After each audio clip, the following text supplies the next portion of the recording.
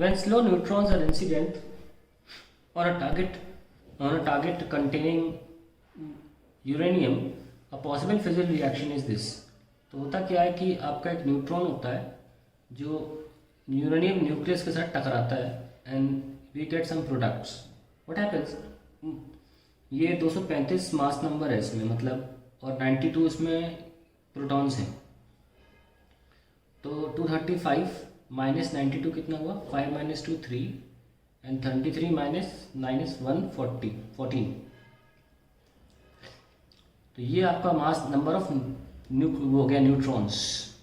तो इसमें 143 न्यूट्रॉन्स हैं यूरेनियम में, 143 न्यूट्रॉन्स हैं और 92 प्रोटॉन्स हैं. ठीक है. अब क्या होता है, एक न्यूट्रॉन आगे इसमें धड़ से टकराता है तो इसमें कुल मिला के 236 हो जाते हैं. 235 है ना, 236 हो जाते हैं. पर 236 झेलने की ताकत नहीं होती इसको. तो क्या होता है कि ये अब अनस्टेबल हो जाता है. ये अनस्टेबल होने की वजह से फाइनली एक पॉइंट पर आकर ये फूट जाता है दो हिस्सों में.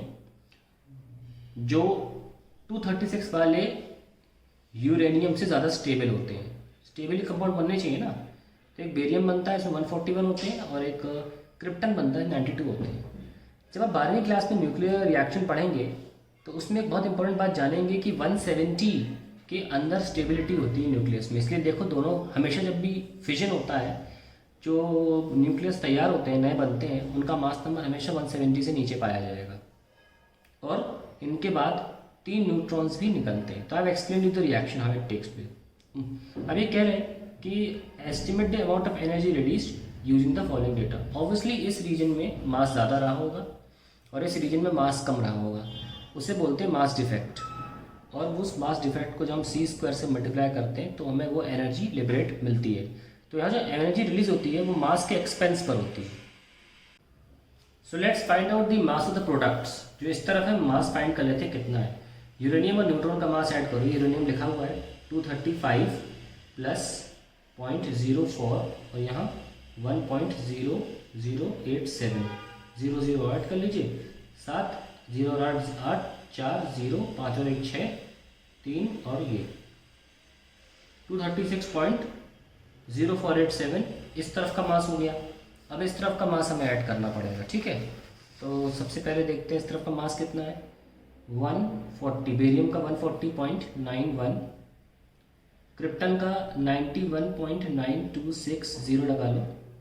और न्यूट्रॉन का हमें 3 गुना करना पड़ेगा. ठीक है. 3 गुना मल्टीप्लाई करना पड़ेगा. मल्टीप्लाई करने से अच्छा है कि हम 3 बार लिख लें. वो तो टाइम नहीं मल्टीप्लाई करें ना. 0 0 1.0087 और एक बार और तो 1.0087. अब ऐड कर लो.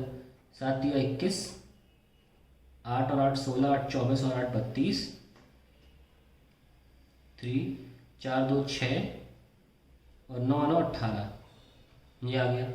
फिर 2 3 4 5 5 9 4 13 और ये आ गया 235.8621. तो अब हमारा प्रोडक्ट का मास देखो ज़्यादा आ रहा है और इसका कम आ रहा है. इनका डिफरेंस निकाल लेते हैं हम. यहीं पे लिख लीजिए. तो डिफरेंस 235.8621. 6 6 5 और ये 9 14 में से 8 बचे. 0.1866 आ रहा है. ठीक है. आइए तो इसको निकाल लेते हैं. सारे AMU में है ना. तो कितना मास डिफेक्ट आ गया. The mass defect is 0.1866. हमें एनर्जी बोली गई थी. न्यूक्लियर रिएक्शंस में एनर्जी हमेशा मेगा इलेक्ट्रॉन वोल्ट में निकाली जाती है, मिलियन इलेक्ट्रॉन वोल्ट में. और हमको वो वैल्यू पता है 931.5. हालांकि 931 भी ले सकते हैं. तो फाइनली जो एनर्जी लिबरेट होती है E = जो भी AMU में है उसे c² से मल्टीप्लाई करना होता नहीं है. c² से करना तो हमारे kg में कन्वर्ट करना पड़ेगा. वो क्यों करें जब अच्छा खासा मिल रहा है हमें AMU में, तो है ना. तो हमें ऑलरेडी पता है कि 1 AMU के लिए कितनी एनर्जी होती है. तो हम उसमें 931 को मल्टीप्लाई कर सकते हैं. अब 931 को मल्टीप्लाई करेंगे तो क्या मिलेगा. लेट अस सी. 1866 इंटू 931. 6 1 6 6 1 6 8 1 8. ठीक है. 6 3 18 6 3 18 and 1 19 24 25 1 3 3 and 2. ठीक है. और एक बार और करना है. 6 9 54 5 54 and 5 59 72 and 5 77 1 9 9 7 16 6 14 9 9 18 और 4 22 7 और 9 16 7 6 13 7 1 so we got 173.6246 सो ये हमारा फाइनल MEV में आ जाएगा आंसर. ठीक है, this is the final answer to the question. That is how you find out the energy liberated.